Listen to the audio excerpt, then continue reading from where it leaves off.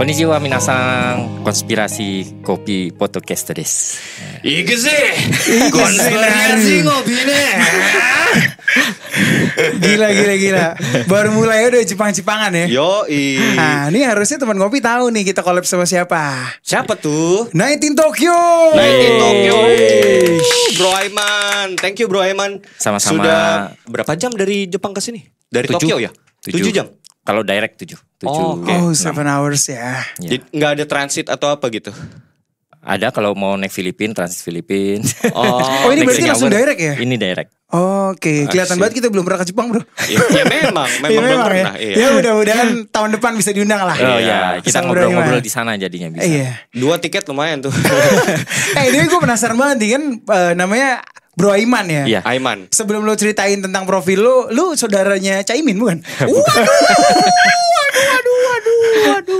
Mirip-mirip tuh soalnya tuh. Pas sama-sama pakai kacamata lagi kan.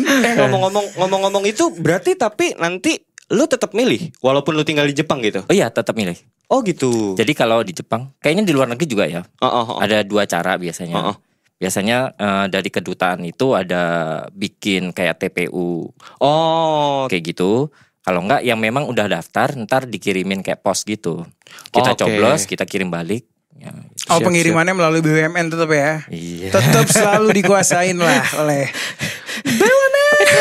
tapi tetap milih kan? tapi Intinya tetap milih. Bro loh. Aiman tadi belum jawab tuh pertanyaan gue. Apa tuh? Lu siapanya Caimin nih? Kalau dilihat-lihat kayaknya memang mirip ya. Ngomong-ngomong soal itu Bre, mungkin kita mau bahas dikit ya tentang debat cawapres kemarin. Debat cawapres kemarin. Sebenarnya jujur aja ya teman-teman ngopi, mungkin sebelumnya tuh gue jujur Bre, gue tuh apatis. Serius, sebelum gue nonton debat cawapres kemarin, jadi gue milih untuk apatis. Oke. Untuk kayaknya sama aja deh semua gitu. Gue mikirnya gitu. Berarti setelah debat cawapres kemarin lo baru bisa memilih Benar. asam sulfat. Waduh, bukan dong. Oh, bukan. Bukan. Asam Nggak. sulfat. Ketika gue nonton kemarin, akhirnya gue langsung bisa milih salah satu lah. Ya, kita berusaha untuk netral aja di sini. Gue juga nggak mau ngungkapin siapa ya. Tapi intinya seru sih debat cawapres kemarin. Mungkin ada highlight yang lu nonton nggak kemarin bro? Nonton dikit-dikit sih. Dikit-dikit. sebenarnya. Iya. Iya. Ada yang lu ingat gak dari kemarin highlightnya? Apa yang salah satu? menarik gitu ya? Iya. Yang menarik sih sebenarnya unexpected aja sih itu sebenarnya. Benar. Unexpected ya sih deh. Ini penilaian pribadi gue. Iya, Benar. iya. Nggak apa-apa. Nggak apa-apa. Ya ini pasangan 3 dan 1 patut inilah. Worry. Patut worry. Karena kayaknya Benar, mereka benar. cukup ini ya kemarin itu cukup meremehkan kayaknya. Setuju. Jadi Gua- kayak nggak ada ininya ya. Jangankan mereka, gue aja meremehkan anjir. Sumpah, maksud gue karena mungkin gue nggak pernah ngeliat si cawapres kemarin ya, Bapak Gibran gitu, Iya. ngomong di publik yang bener-bener yang kayak forum debat gitu. Gue Oh, belum iya, pernah iya, sama bener-bener. sekali. Karena gue nggak pernah ngeliat dia ngomong sama sekali. Tapi ketika dia ngomong, anjir. Ini dari sudut pandang gue ya. Pas debat cawapres itu gue ngeliat Eminem. Sumpah. Anjing. Tek Anjir. Gila. Kalau satu kan gini, tet ngek gitu kan. Oh, tapi keren sih nomor 1 gue. Serius. Gue tetap membela nomor 1 sih kalau gue. Kalau nomor 1 yang gue inget tuh Slepet sama 40 kota. gimmick mic jatuh. Oke. Iya maksud gue Mic jatuh. gimmick mic jatuh tuh lu mau relate sama anak muda ya boleh gitu Ya kan. tapi lo di situ nggak subjektif bro. Kenapa? Karena lo tidak Kenapa? melihat poin-poin yang disampaikan. Dia udah menyampaikan kan. Kata dia ingin membangun 40 kota sebesar Jakarta. Masalahnya visi misinya nggak kelihatan karena Slepet ini bro. Oh Kebanyakan gitu. Slepet. Highlightnya berarti di Slepet ya. Iya gitu loh. Dan mic jatuh. Iya, Gimmick iya, mic iya. jatuh gitu. Iya kalau menurut Bro Aiman gimana tuh? Menurut lo apa Sama ini kayaknya ya. poin-poin pentingnya tuh apa aja tuh? Kejebak singkatan kayaknya. Iya SGIE. Iya. SGIE. Oh tapi ada beberapa pertanyaan juga dia bilang ya harusnya Gibran salah juga tuh ngomong Kenapa? SGIE. Kenapa? Kan itu State of Global Islamic gitu kan. Yes. Nah itu kan in English. Gibran harusnya ngomong SGIA. SJ. Oh iya. Ada orang juga ngomong gitu. Masalah pronunciation doang. Masa pronunciation-nya. Tapi gue bisa membela sih. Menurut gue kayak on the way. Orang juga ngomongnya apa? Ya. OTW kan. OTW. Ya, Iya. terlepas dari pronunciation-nya gimana, intinya gue melihat Gibran ini salah satu orang yang cukup jenius ya. Jeniusnya dalam artian gini, dia menyerang orang dengan senjatanya sendiri. Iya. Bener gak? SGIE itu yang dia tahu aja pokoknya. Iya kan? And then dia nanya tentang regulasi carbon capture storage gitu. Dia yang ditanya tuh regulasi loh. Tapi sorry to say, maksudnya nomor 3 tidak menjawab. Enggak menjawab sama sekali. Itu kan karena memang pertanyaannya menyerang, bro. Betul. Itu pertanyaan menyerang yang terkait correct me if I'm wrong, itu kan terkait yang polusi, food estate kan? SJIE. No, bukan SJIE yang tadi lo bilang apa carbon and capture. Yang carbon ya. Itu ke arah situ bre sebenarnya. Arah regulasi yang terkait apa tuh namanya food itu tuh. Yang memang udah pernah dibangun oleh Prabowo dan Jokowi. Oleh pemerintah dan itu ternyata fail. Itu emang serius loh? Iya, yang terkait itu. Setahu gue carbon capture storage itu adalah suatu inovasi ya. Di banyak negara-negara sudah menjalankan. Jadi karbon dioksida yang ada di udara itu ditangkap, terus di storage dimasukin ke dalam sumur minyak. Jadi yang tadinya hal negatif itu, polusi itu bisa dialihkan menjadi sesuatu yang positif. Nah, yang ditanya regulasinya. Oh, itu terkait itu. Berarti bukan mengarah yang ke food itu ya? No, bukan. Yang food itu mungkin lu nangkapnya yang SJ ya, mungkin yang tentang halal segala macam. Beda. Lumbung-lumbung ini kan? Iya, ya lumbung-lumbung itu loh, yang lumbung emang makanan. Yang memang itu sebenarnya diserang oleh Greenpeace, bro. Oke. Greenpeace tuh jadi bilang dia nggak setuju karena itu bisa merusak lahan lah, semacam itulah, gitu. I see. Tapi intinya ya kita berusaha netral aja ya. Intinya ini obrolan laki-laki jam 3 pagi sih. Yes, benar-benar. Iya, gue lebih ke penasaran aja sih, Bro Aiman nih. Kita juga kaget gitu ya. Kita ngelihat profilnya Bro Aiman. Yes. Ternyata Night in Tokyo itu followersnya jauh di atas kita, Bre. Memang. Instagram doang. Iya, memang. Followersnya 5 ribuan loh gitu kan. Terus dia tiba-tiba nge-DM kita. Gue lebih yang kayak pas gue ngeliat, kok mau ya orang ini follow kita ya gitu. Kenapa gitu bener. Kan aneh gitu kan. Emang random gitu, Bre. Sumpah random banget kita podcast kita, sumpah. Nah itu apa nih bro alasannya bro? Pokoknya gara-gara nemu di Noise deh kayaknya. Oh di Noise ya. Terus memang itu platform terbaik pas sih. Pas yang lagi rame-rame perang. Oke. Israel Palestina. Ya kebetulan pas gue langsung dengerin yang itu. Kan kalian kan ada dua tuh. Yang pokoknya yang ini yang cerita dari zaman dulu itu. Iya. Sambil kalian cerita nih, gue langsung buka. Riset. Gue urutin nih dari Nabi Adam sampai Muhammad tuh urutannya kayak gimana? Iya. Kayak gitu. Jadi kayak gini ya. Oh iya bener juga ya. Kayak berarti gitu. lu kayak ngeriset sendiri lah ya dari apa yang kita sampaikan gitu ya. Iya. I see. Kritis sih berarti. Loh memang harus gitu. Iya. Makanya kita salah tuh kemarin Rohingya tuh. Oh gue yang salah ya. Lu yang salah. Ya nggak apa-apa juga kan emang nggak tahu kita gitu kan. Bener. Enggak, gue kemarin salah nyebut doang sebenarnya. Iya. Bacot. Enggak gini. Ini menarik sih. Jadi Bro Aiman kan tahu kita dari Noise. Memang Noise ini platform terbaik nih untuk dengerin podcast, Bre. Memang betul. Makanya kita kan selalu mau encourage teman ngopi yang ke Spotify pindah lah ke Noise. Harus dengerin di Noise ya. Iya, harus kalau nggak wajib dengerin di Noise, gue selepet lu. Itu dia tagline-nya tuh. Indonesia Pride lah. Indonesia Pride. Iya. Local pride. Cintailah produk Indonesia. Mungkin yang menarik nih sebelum nanti kita masuk ke dalam inti materi yang akan kita bicarakan gitu. Mungkin lu bisa sedikit aja profil background tentang podcast lo atau seorang Bro Aiman ini siapa sih gitu. Kenalan dulu sama teman ngopi. Jadi kita punya pendengar namanya teman ngopi. Oh iya teman ngopi. Iya gitu. Isinya IQ di bawah 70. Oh enggak lah kita enggak kayak gitu. Besok kayaknya kita buat form ini ya. Harus ada tes IQ-nya. Bangsat. Jadi kita bisa ngefilter nih yang mana yang IQ 70 gitu. Oke, langsung Bro Aiman. Jadi mulainya tuh tahun 2020 sebenarnya. Udah lama ya, berarti berapa ya? Udah jalan 4 tahun kayaknya. Kita 3 tahun. Sama, kita juga pertama 2020. 2020. Bukan 2019 bukan? 20. Oh, oke. Gitu. Bareng berarti. 2020. Intinya sebenarnya keresahan aja sih. Keresahan ketika gua hidup di Indonesia, kenapa sih Jepang tuh kayak gini gitu loh. Rupanya apa yang kadang-kadang banyak yang orang Indonesia ekspektasikan itu dengan Jepang, itu tuh sebenarnya nggak salah, cuman nggak secara menyeluruh lah. Oke. Contohnya apa tuh misalnya? Misalnya nih. Salah satunya. Kan kalau kita melihat bahwa Jepang ini kan negaranya apa ya namanya? Serba cepat, happy gitu. Terus bagus. Pada dasarnya di Jepang itu tuh adalah mungkin ya gue nggak tahu ya di negara lain lain, tapi di Jepang itu adalah society yang paling tekanan society-nya tuh kuat gitu. Tekanan sosialnya tuh bener-bener senyata itu yang lu lihat kayak gitu. Kayak ya lu kalau nggak mengikuti rules-nya mereka, lu akan susah hidup aja udah kayak gitu sih. Oh, I see. Nah ini ntar bakal ada hubungannya dengan apa yang kita bahas sih sebenarnya nanti. Yang menarik menurut gue, kalau Gen Z kita gitu ya, tinggal di sana kuat gak tuh menurut lu tuh? Oh tergantung. Mati. Gen Z Los Santos kan bre, maksudnya kan, bukan Indonesia. Karena, kan? Ya pada akhirnya nggak semua orang Indonesia bisa tinggal di Jepang juga sih. Oh berarti lu termasuk kuat dong, 7 tahun tinggal di sana. Mau sih lebih. Iya karena kan tadi yang lu bilang tekanan society yang begitu keras, maksudnya zaman sekarang Gen Z ditekan dikit aja udah healing ke Bali ya kan? Waduh. Itu kan yang selalu dibuat oleh Bang Oza kan? Iya. Gitu.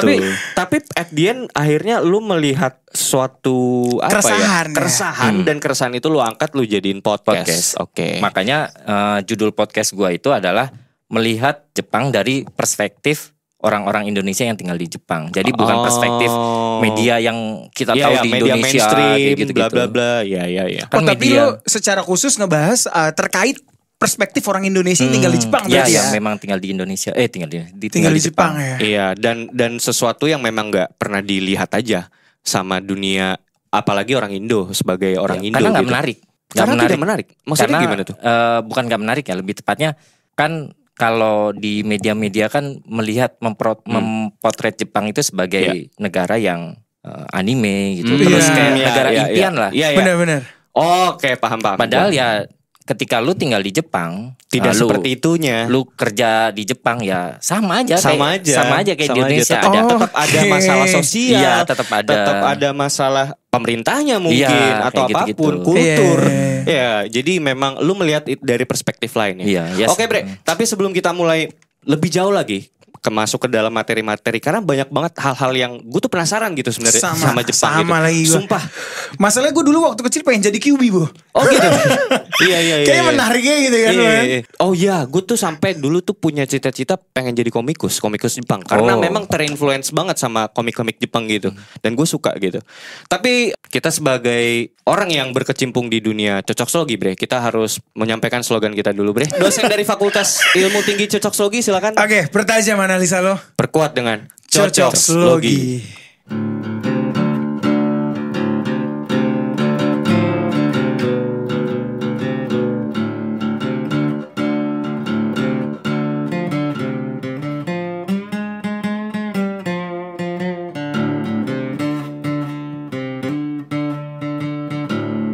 Oke, Bre, jadi hari ini kita ngomong sama Bro Aiman. Gue manggilnya, nama lengkap lu siapa sih? Aiman Aiman Husaini Irsyad. Susah kan? Aiman aja udah. Bro Aiman, gue tertarik sih dengan beberapa hal. Jadi gue tuh di sini lebih ke pengen nangkep perspektif yang real orang Indo tinggal di Jepang. Jadi itu kayaknya lebih otentik aja gitu. Iya. Lihat dari sisi perspektif lo yang seperti apa tinggal di sana kayak gitu. Kalau dari gue pribadi ya sebagai orang Indonesia ya.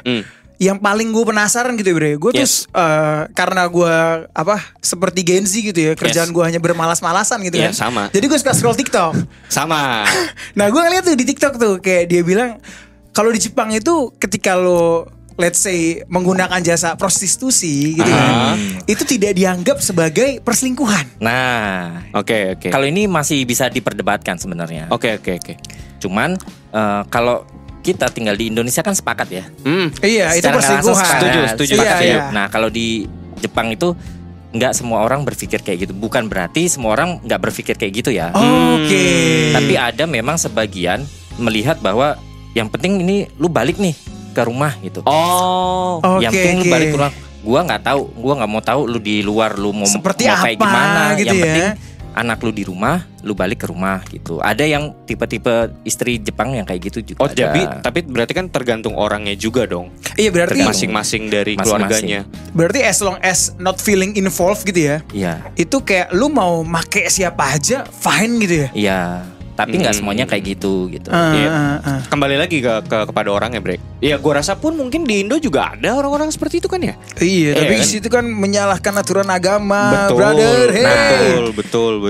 Makanya di Jepang itu kalau ditanya agama juga pusing sebenarnya. Nah nanti kita akan bahas ke sana tuh. Tapi sebelum itu mungkin paling nggak nih dari sudut pandang gue deh. Jadi paling nggak selain anime, salah satu komoditi tersukses negara Jepang itu di industri JAV. Ya. Itu yang pertama. Yang kedua, dan katanya aktor dan aktris JAV itu dibayar mahal katanya. Ya sebenarnya bukan aktor dan aktris juga, sebenarnya memang secara rata-rata salary itu mau kerjaan kasar mau kerjaan di kantor itu semuanya fair lah di Jepang. Fair. Oh gitu. Bayarannya pun fair. Bayarannya fair. I see. Oke. Maksudnya fair itu jadi kayak let's say lo buruh pabrik gitu sama pekerja kantoran. Ya bisa setara. Bahkan di salah satu podcast gua ada orang Indonesia yang tadinya juga kerja kuli lah. Jadi kalau di Jepang itu kan kalau bikin rumah nggak bata ya. Jadi ada rangka dulu baru ditempel tuh plat-platnya. Oke. Iya. Nah dia kerja masangin plat-platnya itu. Nah sekarang itu dia udah pada tahap di mana dia yang ngatur si kuli-kuli itu kapan kerjanya. Mandornya. Dia pernah cerita dia punya satu, ya memang dia udah senior lah, udah jago lah masangnya dan lain-lain, kerjanya juga cepat.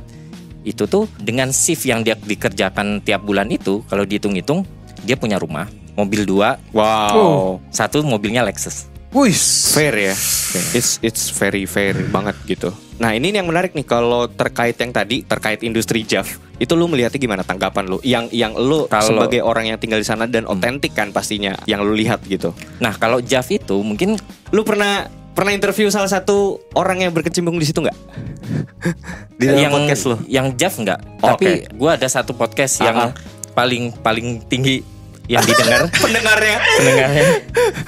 Itu tuh jadi gue punya temen. Iya. Namain aja Mr. X lah. Oke. Orang Jepang nih yang enggak, orang Indonesia. Orang Indonesia. Oke. Sekolah di Indonesia juga bagus. Oke. Cukup berpendidikan lah. Tapi dia tuh jadi aktor. Enggak. Sering main aja di sana. Oke. Nyewa PS. Oke. Gitu. Nah, jadi dia cukup tahu lah gimana dunia malamnya seperti dunia apa. Malam di Jepang itu seperti apa. Expert lah ya, bisa dibilang. Oke. Nah, kayak gitu. Oh, itu yang paling tinggi malah kayak gitu. Iya. Oh, I see. Kalau yang JAV sendiri nggak ada sih, lebih tepatnya lebih ke prostitusi aja sih. Oke. Tapi lo nonton nggak? Hah? Ya pasti dong. Sebelum kita ini nggak mungkin ya nggak ada yang nggak nonton sih nggak mungkin. Iya orang calon presiden kita juga nonton kok. Gini, salah satu calon ya. Sebelum kita menyampaikan lebih jauh ya, gue ingin berterima kasih kepada Miyabi ya yang sudah menghiasi masa-masa remaja khususnya anak-anak Indonesia. Iya. Paling tidak kita mendapatkan sex education secara langsung. Ya sudah merusak moral. Gajinya memang gede. Gede kan? Gede nih ya. Bre, bahkan ya, ini ada salah satu berita gue bacain aja. Media sosial Indonesia dihebohkan dengan adanya informasi loker aktor JAV. Ya, salah satu sutradara Japanese Adult Video atau JAV, Tiger Kosakai, mengumumkan membuka lowongan untuk aktor pria. Dia mengumumkan itu melalui akun X-nya @tigerkosakai pada 12 Agustus. Gue gak tahu nih 2000 berapa. Syarat pelamar berusia lebih dari 20 tahun. Laki-laki. Terus yang kedua, riwayat penampilan Evi kurang dari 10. Jika Anda ingin menjadi aktor Evi, kirimkan DM dengan menyertakan foto wajah, informasi kontak, dan antusiasme Anda untuk menjadi aktor Evi dalam 400 karakter. Anjir, 400 tuh ya. Ya, jika Anda tidak dapat mengirim DM, silakan email saya, silakan hubungi ke emailnya dia. Dia ngasih emailnya. Wawancara akan diadakan di Tokyo. Di Tokyo, Bre. Lu tinggalnya di Tokyo juga? Tokyo. Oke. Tanggal pengambilan gambar akan dilakukan pada tanggal 12 dan 13 Oktober dan ini akan menjadi pengambilan gambar selama 2 hari. Itu tadi aktor ya? Aktor laki-laki, dia nyari. Berarti bukan aktris ya? Nah, kalau di Jepang tuh lagi marak nge-hype tren. JAV di itu lagi. Di Jepang itu kekurangan aktor pria. Wah, ayo Bre, sikat. Nih buat teman kopi nih, ini salah satu. Jadi udah nggak balance. Iya, udah nggak balance. Menurut lu kenapa? Kalau yang dari lu lihat, ya Mr. P-nya kecil bukan? Karena ini, gua rasa kayaknya jadi aktor JAV itu juga capek juga sih sebenernya. Asli capek loh itu. Kalian pernah nonton ini gak sih yang di streaming yang merah itu? Filmnya Naked Death. Naked Director. Oke. Itu tuh kurang lebih Tahu. kurang lebih industri JAV itu tuh mirip-mirip kayak gitu. Oh, I see. Ya memang sebenarnya industri film porno itu kan memang seperti itu kan, kurang lebih kan. Jadi kayak orang mungkin ngelihatnya kayak wah anjing nih seru banget gitu kan. Tapi ketika lo main ya gitu-gitu aja sebenarnya kan. Ini lebih kepada mental dan psikologis yang diserang, Bre.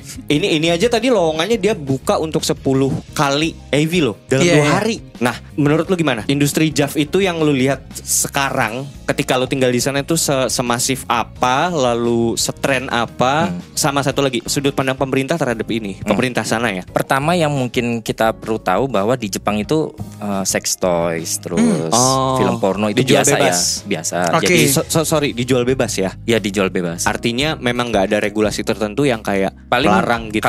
Kalau kelihatan lu anak kecil dicek aja. Iya tetap 18 plus misalnya gitu ya. Gitu. Cuman tapi itu legal. Oke. Selama memenuhi regulasi ya. Iya. Harus disensor. Bayar pajak gitu. Itu pasti enggak itunya harus disensor. Soalnya beberapa tahun yang lalu itu ada berita satu rumah produksi dan aktrisnya juga ketangkep gara-gara kasusnya itu adalah peredaran film JAV tanpa sensor. Tanpa sensor. Okay. Tapi gue suka nemuin tuh biasa itu.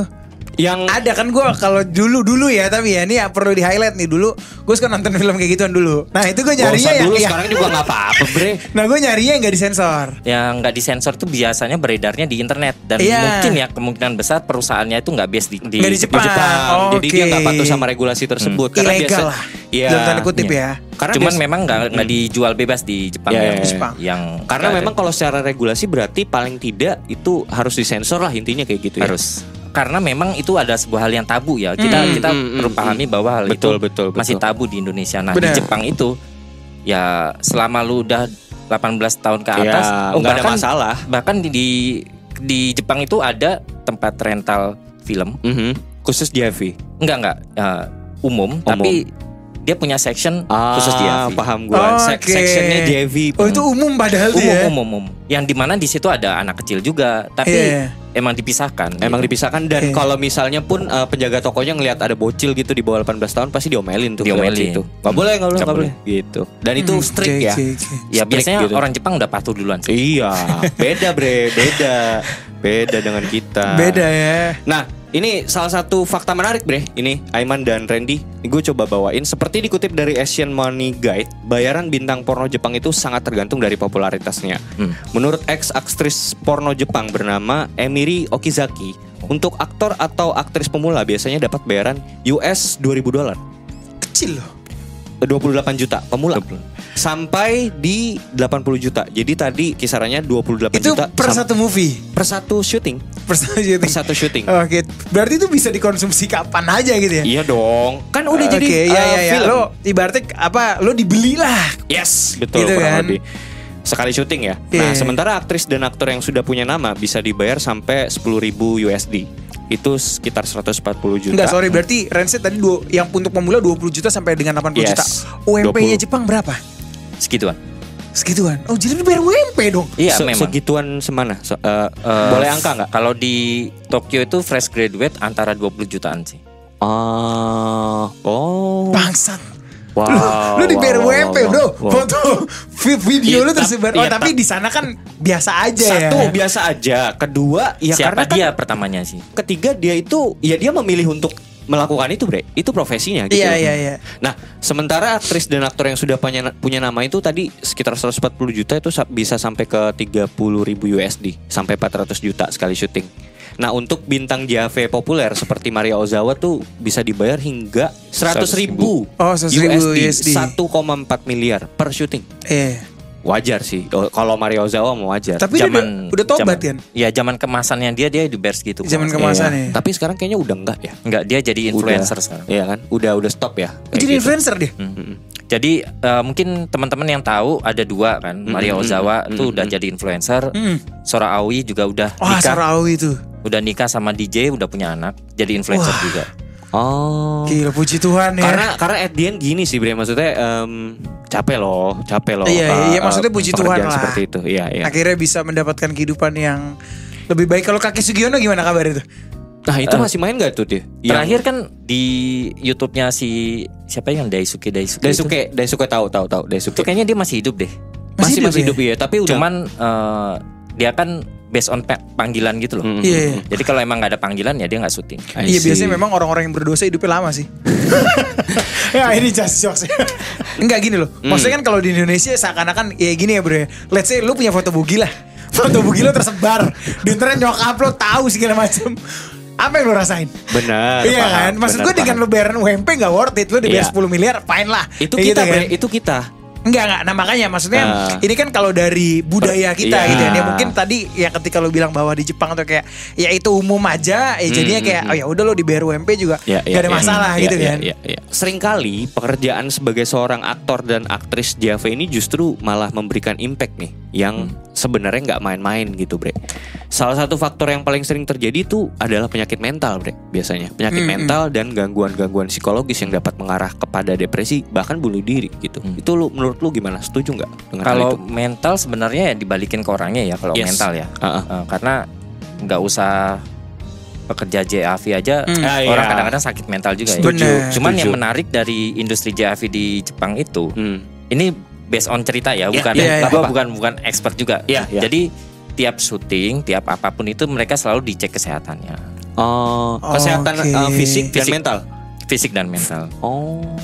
Tetap ada tim ahlinya di situ. Ya ada sterilisasinya juga lah ya. Soalnya itu rentan HIV tuh. Ya benar. Gak boleh ada penyakit dan lain-lain kayak gitu. I see. Dan yang paling mengerikan tuh ya sebenarnya tuh kalau udah terjadi stigma dan penghakiman sosial sih. Maksud gue.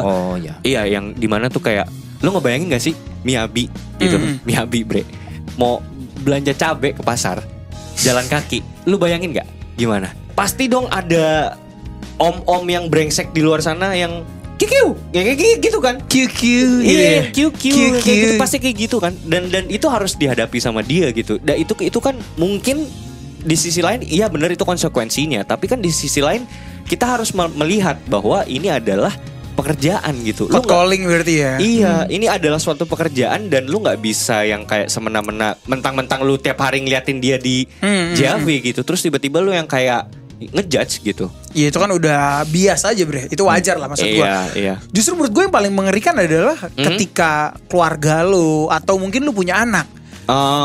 Ternyata kan video lu rekam digital tuh nggak akan bisa hilang gitu kan. Tiba-tiba temannya anak lu bilang, "Wah, gue lagi liat nyokap lu lagi dipakai nih." Wah, itu seberapa sakitnya. Wah, itu gila gitu sih, kan. itu gila sih. Justru itu sih menurut gue yang bener-bener kayak akan. Makanya gue bilang maksudnya, lu dibayar UMP anjing. Iya. Maksudnya kalau menurut gue sih sangat amat tidak worth it ya.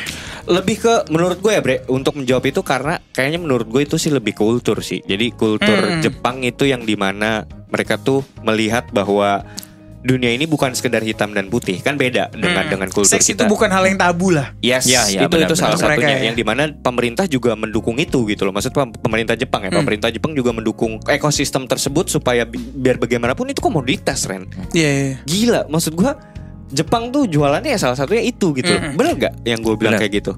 Jadi memang mereka tuh jualannya selain anime, ya itu JAV yang paling rame gitu. Nah, kan tadi dan Bro konsumsi dunia gitu. Bilang aja lah dampaknya. Dampak yang terjadi tuh misalnya dari terkait aktris-aktris porno ini atau JAV ini biasanya mereka ngalamin gangguan emosional, depresi, kecemasan dan stres. Bahkan trauma dan pelecehan baik fisik maupun mental tuh tetap ada bre. Maksud gue gini, katakanlah gue seorang bintang porno gitu. Gue ngerti, gue bintang porno, gue memiliki profesi itu. Tapi kalau di luar itu, di luar konteks pekerjaan ada yang melakukan pelecehan terhadap gue juga sakit.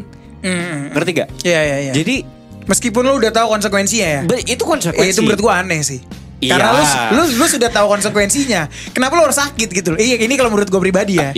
Hati orang siapa yang bisa kontrol. Maksudnya itu kan at the end jadi trauma sendiri terhadap dia. Dia tahu konsekuensi itu, tapi mungkin karena referensinya yang sempit atau seperti apa, atau karena pilihan hidup, dia nggak punya pilihan lain. Iya. Gitu at loh. the end dia menyesali perbuatannya ya. Sebenarnya itu lebih ke sana, dan lalu tidak adanya lagi privasi gitu loh. Maksudnya ini tuh nggak ada privasi dan sampai bahkan krisis identitas dan harga diri. Ya walaupun itu konsekuensi yang harus dijalanin gitu, yang sampai akhirnya mungkin mereka juga yang tadi seperti lo bilang Bro Aiman, mereka memilih untuk tidak lagi bekerja di perusahaan atau home production tersebut kayak gitu kan. Ketika seseorang yang sudah dihakimi sama masyarakat, nah at the end ini akan menimbulkan penyakit-penyakit sosial nih. Bener gak? Penyakit-penyakit sosial. Yang sering lu denger biasanya apa bre di Jepang tuh penyakit sosial apa yang biasanya terjadi? Nah yang paling parah sih gue pernah ngeliat ya. Gue pernah ngeliat tuh kayak orang Jepang tinggal di satu kamar, nggak mau keluar tuh. Itu dia tuh. Alik tuh. Apa sih itu istilahnya? sampah. Enggak, gue tuh kayak hikikomori ya. Apa? Hikikomori. Hikikomori. Artinya apa tuh? Artinya ya nggak mau keluar aja sih. Gak mau keluar artinya. Hikikomori ya. Hikikomori. Lu punya salah satu relation yang di sono yang seperti itu? Lingkar 3 sih sebenarnya. Lingkar tiga jadi itu berarti temen punya pacar. Nah pacarnya itu hikikomori. Wow. Berapa bulan? Temen kantor ya. Udah bertahun-tahun sih, bukan udah bertahun-tahun. Tapi kok di Indonesia nggak mungkin bisa kayak gitu bro? Apalagi untuk orang yang masih punya orang tua, lu disiram sama lu anjir. Lu disiram di kamar lu. Keluar-keluar, bangun bangsat. Pengangguran. Kerja lu. Gitu. Tapi dan ada bre, ada loh di Indonesia tuh yang kayak gitu-gitu tuh ada. Tapi mungkin skalanya gak terlalu besar ya. Karena mungkin kultur juga. Nah ceritain dikit dong yang terkait pacarnya temen lu tuh gimana tuh dia? Iya, gimana tuh? Gue gak tahu cerita detailnya ya. Pada akhirnya kayak namanya hikikomori ya udah gak keluar aja gitu. Gak keluar rumah, gak keluar kamar. Seluruh kehidupannya tuh ya di dalam kamar aja udah. Penyebabnya tuh sebenarnya macam-macam. Mungkin yang tadi gua bahas juga ya, bahwa di Jepang itu tekanan sosialnya kan tinggi. Ketika lu udah nggak fit dengan sosial, ya itulah jalan satu-satunya. Bro, bisa lu breakdown gak itu kenapa tekanan sosial tinggi? Oke. Gitu. Jadi Jepang itu penuh dengan rules. Jadi penuh dengan moral yang harus kita capai kayak gitu-gitu. Jadi standar moralnya standar moralnya tuh ada. Terlalu strict gak sih? Iya, terlalu strict sih. Terlalu strict.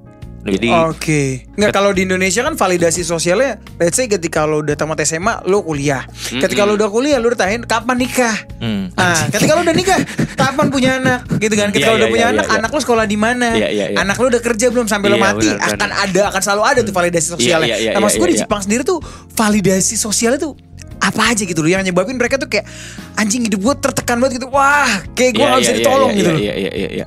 Kalau di beberapa kasus hikikomori itu kan ada yang masih SMA. Nah biasanya kalau yang SMA tuh kan anak bully. Anak kena bully. Jadi dia udah nggak fit dengan lingkungan sekolahnya dia nggak mau sekolah. Oke, mungkin gue mau berangkat dari sini dulu kali ya sebelum kita membedah apa sih faktor utama yang menyebabkan hikikomori. Karena menurut gue ini juga menarik bre. Maksud gue bahkan pun gue rasa di Indo gue nggak tahu ya ini tuh jadi tren atau gimana, gue juga gak ngerti kalau di Indo. Cuman maksudnya ini tuh menarik aja gitu loh, hikikomori ini. Gue berangkat dari definisi dulu. Jadi ada seorang psikolog Jepang namanya Tamaki Saito. Dia mendefinisikan hikikomori ini adalah tindakan menarik diri atau mengasingkan diri dengan tidak mengikuti kegiatan sosial, yaitu berhenti berinteraksi dengan masyarakat atau lingkungan sosialnya dan memilih tinggal di rumah dan berdiam diri di kamar. Nah, kegiatan sosial yang dimaksud dapat berupa sekolah, bekerja, atau menjalin interaksi sosial dengan orang lain.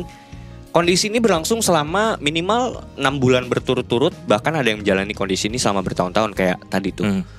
Lalu fun fact-nya, pada tahun 2015 pemerintah Jepang melalui survei dari Naikaku Fu atau Cabinet of Japan memperkirakan populasi masyarakat Jepang yang sedang mengalami hikikomori pada usia 15 sampai 39 adalah 541.000 orang. Anjing, banyak. 541.000. Dan bayangkan Jepang tuh bukan Indonesia ya, jadi penduduknya juga nggak sebanyak Indonesia. Iya. Dan itu statistik tahun 2019, Bre. Gila. Lu gak kebayang sekarang berapa loh. Serius. Nih, kemudian Saito dalam Japan Foreign Policy Forum tahun 2019 menyatakan bahwa jumlah orang yang hikikomori kemungkinan dapat mengalami peningkatan menjadi 2 juta kasus. Gue kalau gak salah tuh Jepang tuh 124 juta ya kurang penduduknya. 124 banyak juta. Juga ya? Banyak 124. Setengahnya Indonesia berarti ya? Serius loh? Indonesia 280 bro. Oh ya? Iya sekitar 280an lah. Dan ini tuh dia mengambil riset ini tuh dari 2019 sampai ke sampel 2023 kayak gitu. Yang dimana itu juga ada faktor COVID-nya. Nah, gue berangkat dari Randy dulu deh. Maksudnya faktor apa sih Bre sebenarnya itu kalau kita ngeliat tuh dari Jepang tuh kita kan eksternal ya. Iya. Kita pakai sudut pandang eksternal aja. Menurut lu kenapa orang Jepang kayak bisa kayak gitu tuh? Banyak fenomena hikikomori kayak gitu-gitu. Itu kenapa? Justru gue tidak menangkap alasan yang logis sih menurut gue. Karena menurut lo? Iya, karena malah jadi why gitu ya. Why ya? Kenapa ya? Why? Makanya gue juga mau pertanyakan kenapa ya? Iya, sebenarnya? maksudnya Bro Aiman sendiri kan tadi bilang ya bahwa industri Java ini laku banget di Jepang kan. Yes. Nah, ini berbanding terbalik nih menurut gue dengan fakta yang menyatakan bahwa ternyata tingkat populasi manusia di Jepang tuh semakin menurun. Itu kenapa, Bre? Itu kenapa gitu? Maksudnya orang-orangnya suka nonton porno gitu kan. Iya. Mereka addicted to that kind of movie lah. Ya, Jepang negara maju gitu kan. Animenya bagus. Cewek-ceweknya kalau kita lihat seksi-seksi gitu kan. Nah, tapi kenapa mereka tidak suka bereproduksi? Itu nggak sih nggak ada sangkut pautnya nggak sih sebenarnya? Kalau menurut gue ya ini makanya ya kalau perspektif gue ada gitu loh. Karena kan lu suka gitu atau ya. bahkan justru gara-gara kebanyakan makanya nggak pengen punya anak ya. Makanya gue tadi kan sempat nanya kan ke Bro Aiman, maksudnya bahkan katanya ada anak SMA. Sesulit apa hidup anak SMA gitu loh. Setahu gue ketika gue sekolah paling susah adalah PR matematika, Bro. Setuju. Tapi kalau bullying ini gue juga nggak tahu nih karena berbagai negara itu bullyingnya beda-beda tuh. Kompleks lah. Iya, mungkin kalau di Indonesia cuma kata-kata nama bapak gitu kan. Kalau di Indonesia, nah gue pengen tahu tuh di Jepang bullyingnya itu seperti apa gitu loh, Bro. Ini ada kaitannya dengan mental juga sih sebenarnya. Jadi kalau di Amerika kan dibully apa? Kenapa tuh? Nembak kan. Iya, benar. Iya, itu Iya kan? Parah lah berarti. Nah, kalau ya meskipun itu parah banget, tapi kalau di Jepang itu ya ketika lu dibully, banyak kan lu menarik diri sih lebih. Oh, jadi memang mental orang-orang ya. Sebenarnya mungkin kalau kita mau ngebedah dari faktor keluarga dulu, kenapa sih ini orang tuh, maksudnya kalau soal tuntutan kita juga mengalami tuntutan kayak gitu. Menurut lo apa, Bre, dari keluarga tuh? Apakah kulturnya? Kalau menurut gue pribadi ya dari jawaban Bro Aiman tadi lebih ke mental aja sih. Mungkin mental orang-orang sana tuh nggak sekuat mental orang-orang Jawa, Bro. Ya mungkin ya menurut gue ya. Ya memang mentalnya aja. Maksudnya lu ya masalah apa semua bisa diselesaikan, bro. Let it be. Terus juga salah satu faktor yang terjadi di hikikomori itu kan misalnya faktor keluarga, faktor lingkungan sekolah, bullying ya. Paling banyak sih bullying, Bre. Lalu faktor dunia kerja juga, faktor lingkungan sosial dan masyarakat. Nah ini hikikomori at the end, Bre, itu mengarah kepada angka kematian dan bunuh diri. Iya, pasti. Yang cukup besar gitu. Nah ini gue coba ungkapin faktanya ya, supaya kita bisa ngebedah kasus ini lebih dalam lagi. Pada tahun 2022, lebih dari 1,56 juta orang meninggal di Jepang. Sejak statistik pertama kali diciptakan pada 1899, angka tersebut merupakan jumlah yang paling tinggi. Angka tersebut diperkirakan akan terus meningkat dan akan mencapai sekitar 1,6 juta pada tahun 2040. Gila. Menurut Kementerian Kesehatan Jepang, jumlah kematian selama 2022 naik 8,9% dari tahun sebelumnya. Dalam 20 tahun terakhir, jumlah kematian mencapai 150%. Ini mungkin nanti linknya bisa gua kasih ke bawah, kalian bisa lihat referensinya sendiri. Angka bunuh diri di Jepang juga naik pada 2022. Jumlah total kasus bunuh diri di Jepang mencapai 21.584 kasus. Dan mayoritas terjadi laki-laki. Gue gak nyangka kalau kira gue ya itu cewek gitu yang lebih mentalnya lebih itu, tapi cowok yang kebanyakan meninggal gitu dan bunuh diri, Bre. Mungkin gak sih karena memang apapun di Jepang tuh serba ekspensif gitu loh, serba mahal. Bro, mungkin lu bisa gambarin kondisi sosialnya deh, secara yang lu lihat dari sebagai seorang Indonesia yang berbeda dengan di Indonesia. Mungkin kalau kita tarik dari jauh banget ya di Jepang. Jadi Jepang itu adalah salah satu negara yang homogeneus.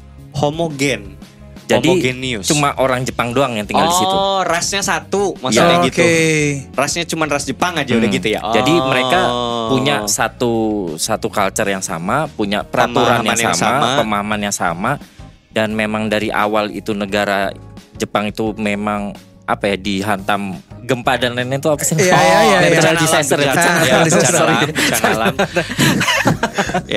Bencana alam. Jadi mereka tuh lebih komunal kan. Ketika lu menciptakan society yang komunal gitu. Nah, di Jepang itu ada satu peribahasa yang mungkin cukup bisa menggambarkan society Jepang tuh kayak gimana tuh. Jadi ketika ada ketika ada paku itu keluar dari tempatnya, maka akan dipukul ke dalam lagi. Wow. Oke. Wow, Jadi gitu. Oh, jadi lu kayak living in a cage ya? Iya, makanya kalau lu perhatiin ya, Jepang itu kayak bukan negara yang sekitarnya gitu. Benar Jepang itu Jepang doang gitu. Karena memang benar mereka sih, setuju gua. seolah-olah mereka tuh hidup dalam dunianya sendiri gitu. Iya. Living in a cage, satu gue setuju, sama disiplin. Jadi dignity dan harga diri itu sangat dijunjung tinggi di sana. Itu juga termasuk. Bisa gue bilang gini gak sih? Apa karena memang kulturnya itu berangkat dari, mungkin kalau kita mau flashback ke zaman dulu ya, samurai, bre. Iya. Oh ya benar. Gila, itu kan ya, gue mati demi harga diri gue. Harga diri gue lebih berharga daripada nyawa gue gitu. Service lu terhadap master lu itu yang nomor satu gitu. Iya. Jadi ketika lu mengecewakan master lu gue lebih baik mati. Kayak harakiri. gitu masih. Iya. Harakiri, ya. Kayak gitu. Kayak lu kalau udah nggak merasa useful di society ya lu mending hilang aja gitu loh. Iya. Mending hilang aja. Dan Jadi yang nggak ada. itu lebih tahu diri. Tadi yang lo bilang benar-benar menggambarkan tuh yang ketika paku itu keluar, ketuk lagi ke dalam. Iya, diketuk lagi di dalam. Wow, itu gue untuk orang-orang seperti gue yang berpikiran terkait freedom, kebebasan ya, wah itu gila sih menurut gue. Itu suatu konsep yang gila menurut gue. Itu Makanya, kayak lu tuh kayak tuh? nggak boleh keluar dari situ gitu loh. Lu tuh harus menjunjung tinggi ya Pemahaman apapun itu. Iya. Dan lu harus ngikut gitu. Sebegitunya. Dan lu bisa melihat itu secara praktikal kah? Ketika Gue lu merasakan sendiri sebenarnya. Meskipun kalau ditarik ke zaman sekarang, Jepang itu udah mulai terbuka. Udah mulai terbuka. Tapi at the end itu yang bikin negara itu maju, bre. Enggak, menurut lu pribadi, Jepang tuh demokrasi bukan sih? Nah, kalau ini ya, Iya. sebenarnya cukup unik. Jadi Jepang, setelah gua hidup 7 tahun di Jepang, gua merasa bahwa Jepang itu sebenarnya bukan negara liberal. Oke. Bukan negara liberal. Justru Jepang itu cukup sosialis sebenarnya. Sosialis. Jadi berarti kiri lah ya. iya. Sosialis ya. Apa namanya? Pancasila, sila kelima kita. Nah, itu kan keadilan sosial bagi seluruh rakyat Jepang. Kayak gitu. Jepang tuh cukup sosialis menurut gua ya. Sosialis, komunal. Iya. Dan gue ada salah satu followers juga pernah nge-tweet dia, bukan nge-tweet ya, kayak nge-storyin gitu. Dia bilang bahwa Jepang itu adalah negara sosialis yang berpura-pura menjadi kapitalis. Oke. Gitu. Ya sebenarnya itu permainan ideologi mereka aja lah ya. Terjawab sih itu. Karena memang pada akhirnya lu bisa cek lah, selain negara Skandinavian dan Jepang, asuransi kesehatan tuh amburadul semua negara. Singapura termasuk sih, Singapura bagus lah. Amerika tuh amburadul kan. Iya. Amerika tuh kalau lu nggak punya asuransi sendiri, yang gue denger ya, ya lu nggak bisa hidup dengan tenang gitu. Kalau di Jepang itu BPJS-nya sistemnya semakin tinggi pendapatan lu, iurannya pemotongannya semakin gede. Oh, that's why itu keadilan sosial bagi seluruh rakyat Jepang. Iya, kayak gitu. Oke. Oh mungkin ya mungkin karena culture tadi lah, karena budaya itu. Jadi tekanan sosialnya semakin tinggi. Iya, makanya makin tinggi tekanan sosialnya, makin lu nggak fit dengan society, antara lu hikikomori atau enggak lu bunuh diri. Iya, karena gue juga punya satu teman lah, dia berasal dari satu suku atau etnik tertentu lah, yang menurut gue tuh mungkin ketika dia kecil tuh dia tidak terlalu mempelajari terkait culture-nya, jadi dia kayak merasa biasa saja. Tapi ketika dia udah dewasa, dia udah mulai tertekan tuh dengan culture-nya itu sendiri. Iya, itu berasal dari Sumatera lah, gue gak bisa sebut etnisnya apa. Tapi dia kayak merasa, anjir gue harus nurut lagi, gue harus begini-begini, gue harus pelajarin A, B, C, D, E, gue harus pelajarin adatnya. Dan kalau dia tidak, ini personal banget sih. Dan kalau dia tidak belajar, itu dia tuh kayak seakan-akan tuh dikucilkan. Dan itu bukan teman itu. Ya, benar. At the end maksudnya, apa yang dibangun sama masyarakat itu kan kultur gitu kan. Cuman maksudnya kalau kulturnya juga menawan seseorang untuk tidak bisa berekspresi dengan selayaknya yang dia mau, at the end itu akan membunuh dirinya secara perlahan, entah fisik dan mental sih. Yes. Nah itu kita nggak bisa udah nggak bisa ngomong lagi kontekstual secara negara. Semua orang kayak gitu. Karena everyone is different ya. Let's say ketika ada satu kelompok yang bisa mengikuti tradisi adat itu gitu ya, itu fine aja karena mereka mengikuti itu dengan senang hati. Tapi ada juga untuk sebagian orang yang kayak apaan sih harus begini begitu gitu kan. Karena kan stigma itu akan terus menjadi tolok ukur kita sebagai masyarakat gak sih? Gini deh, stigma orang Jepang, orang sukses itu seperti apa? Nah, Yang di pandangan lo ya. agak bingung. Gue malah bingung juga kalau Malah nanya. bingung. Jadi Jepang tuh gimana ya? Budaya kayak budaya pamer, budaya itu tuh hampir nggak ada. Iya, nggak ada juga. Mereka jarang ganti HP loh. Bukan jarang ganti HP ya, lebih tepatnya gue akhirnya menyadari di Indonesia iPhone adalah barang mewah itu sejak di Indonesia. Serius loh.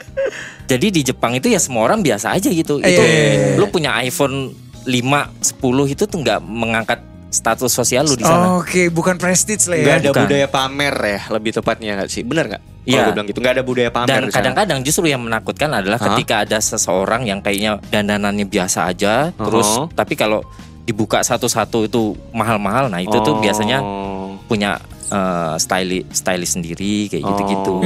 Jepang tuh lebih kayak gitu. Tapi mereka nggak punya patokan khusus ya, dalam artian stigma masyarakat yang membentuk, oh gini nih berarti lu kalau mau sukses lu harus begini kayak gitu. Entah kerja kantoran kah atau apa. Gimana ya? Karena pada akhirnya ketika lu kerja biasa-biasa aja tuh itu lu udah more than enough gitu di Jepang.